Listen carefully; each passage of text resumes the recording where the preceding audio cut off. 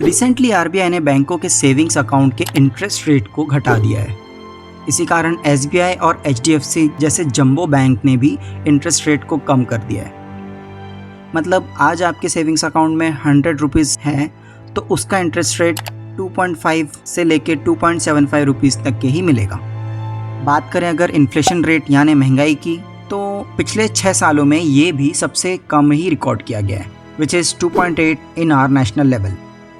Interest और inflation के फ़र्क को समझना इसलिए भी ज़रूरी होता है ताकि हमें ये पता चल सके कि आखिर महंगाई हमारे बैंक में रखे पैसों पर क्या इम्पैक्ट डाल रही है और कितना इम्पैक्ट डाल रही है।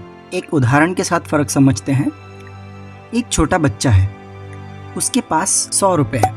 उसने सोचा कि वो 100 रुपये 1 साल तक बैंक में रख देगा और उसे 1 साल बाद 100 रुपये से कुछ ज़्यादा पैसे मिल जाएंगे। और बैंक ने उसे 1 साल बाद 2 रुपये 75 पैसे ज़्यादा दिए। मतलब अब उसके पास 102 रुपये 75 पैसे हो चुके हैं। लेकिन उस बच्चे का favourite chocolate box last year जो कि 100 रुपये 50 पैसे का था, अब वो 1 साल बाद 102 रुपये 82 पैसे का हो गया है। इट मीन्स 1 साल बाद भी बावजूद पैसे बढ़ने के वो चॉकलेट उस बच्चे को नहीं मिली। सिमिलरली आज हमारे पैसे भी इन्फ्लेशन के अगेंस्ट दिन पे दिन वैल्यू लूज कर रहे हैं। लेकिन इन दिनों एक कॉन्सेप्ट है जो बहुत पॉपुलर हुआ। आई एम श्योर ये नाम आपने पहले भी सुना होगा और लोगों ने भी इसमें जमकर इंटरेस्ट दिखाया है, एंड दैट इज कंपाउंडिंग। जिन्हें इसके बारे में पहले से पता है उन लोगों के लिए तो ठीक है, लेकिन वो लोग जो स्टिल कंफ्यूजन में हैं या इसे पहली बार सुन रहे हैं तो be ready for a money magic ride. So इस कॉन्सेप्ट को अब ध्यान से समझना, और एक बार तुम्हें कंपाउंडिंग समझ गई तो आई एम डैम श्योर तुम्हें बहुत मज़ा आने वाला है। इसे एक एग्जाम्पल में समझते हैं। सपोज करो तुम्हारे पास एक आम है, उसके बीज को तुमने ज़मीन में बोया, उसके अच्छे से देखभाल करी। कुछ समय बाद उसमें एक पौधा आया। वो पौधा कुछ समय बाद एक पेड़ में तब्दील हो गया। उस फलते बढ़ते पेड़ पे तुमने नोटिस किया कि 2 नए और आम आ गए हैं, और अब दोनों नए आम के बीज को भी तुमने सोचा कि इसे भी मैं बो देता हूँ, और फिर यही प्रोसेस रिपीट किया। 2 नए आम से फिर 2 नए पेड़, एंड वो 2 नए पेड़ से और भी ज़्यादा आम।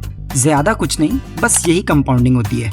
पहले तुम्हारा पैसा खुद पैसा कमाता है, फिर वो कमाया हुआ पैसा भी और पैसा कमाने लगता है। जैसे एक आम का बीज पूरा गार्डन बना सकता है, वैसे ही तुम्हारा पैसा थोड़ा थोड़ा थोड़ा करके ही बहुत बड़ा बन सकता है। All it need is your time. यहाँ तक आपको बेसिक कंपाउंडिंग का नेचर तो समझ आ गया होगा, पर क्या इतना इनफ है? The answer is no. Compounding को प्रैक्टिकली समझने के लिए हमें उसके 3 एस्पेक्ट्स को समझना बहुत ज़रूरी है, जिसके बिना कंपाउंडिंग हो ही नहीं सकती। Number 1 is monthly investment. Compounding के लिए मंथली इन्वेस्टमेंट कितना होगा ये अमाउंट डिसाइड करना हमें बहुत ज़रूरी होता है।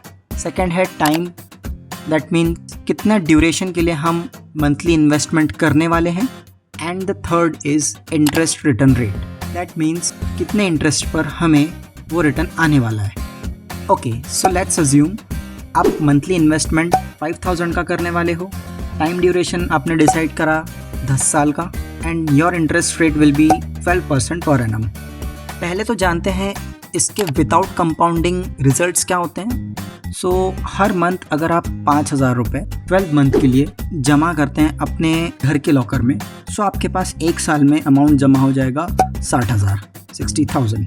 मतलब 10 साल में 6 लाख रुपये, which is not a bad amount at all, but 10 years it's still a वर्दी अमाउंट। जानते हैं कंपाउंडिंग के साथ। सो कंपाउंडिंग में भी आप 5000 रुपये मंथ ले रहे हैं, एंड कंपाउंडिंग में अब वो 12% से ग्रो हो रहा है। But here is the compounding works. वो आपके 6 लाख 10 साल के बाद अब बन चुके हैं 11.6 लाख, इवन उससे ज़्यादा।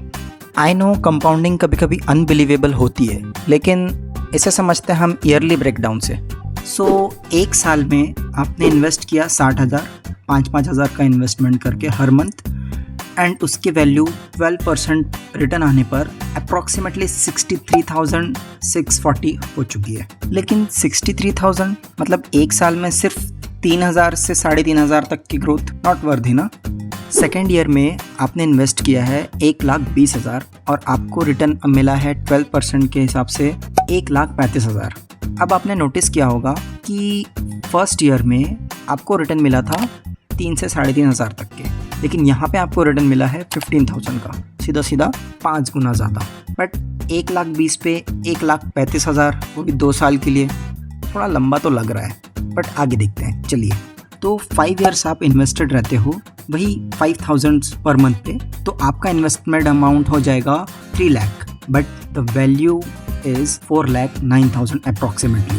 सो अब आपको लग रहा होगा कि धीरे धीरे ये गेम में आ रहा है। आपने नोटिस किया होगा कि अब अमाउंट हो चुकी है 1 लाख। अब आपको इतना तो समझ आ गया होगा कि इसमें लंबे समय तक इन्वेस्टेड रहने का फ़ायदा मनी ग्रोथ से डायरेक्टली है। तो अब आपका पैसा ग्रो होते होते 10वें साल में पहुंच चुका है और आपका इन्वेस्टमेंट अमाउंट, जैसा कि मैंने बताया पहले भी, कि अब 6 लाख हो चुका है और इसका वैल्यू 12% पर एनम पे आपको 11,61,000 अप्रॉक्सीमेटली मिल सकता है। टाइम अगर लंबा हो तो आपको वो कमा के दे सकता है कंपाउंडिंग के ज़रिए। All you need to be consistent with your invested amount every month. Difference सिर्फ एक स्टेप का है। अपने फ्यूचर की नींव रखें। एक्शन लेने में देरी हो या सोचने समझने में कोई भी कन्फ्यूजन हो, तुम्हारे सारे सवाल का जवाब है एटलीस्ट 500 पर मंथ की इन्वेस्टमेंट। वो तुम्हारे आने वाले 10 सालों में पावर क्रिएट करेगा, और स्पेशली जब इन्फ्लेशन रेट कम है, विच मेक मार्केट सपोर्टिव। अगर कंपाउंडिंग का बेसिक नेचर समझ आया हो तो कमेंट करो येस कंपाउंडिंग इज़ मस्ट, और इसके अलावा कुछ भी सवाल हो वो भी पूछो। और इस वीडियो को उन यंगस्टर्स के साथ शेयर करो जो अभी अभी अर्न करना स्टार्ट किए हैं, क्योंकि इसे अर्ली स्टेज से स्टार्ट करना और भी बेनिफिशियल हो सकता है। और हाँ, अगर आप इस मिडिल क्लास माइंडसेट में ट्रैप होके कंपाउंडिंग स्टार्ट नहीं कर पा रहे हो तो एंड स्क्रीन वीडियो पे क्लिक करो। मिलते हैं उसी वीडियो में।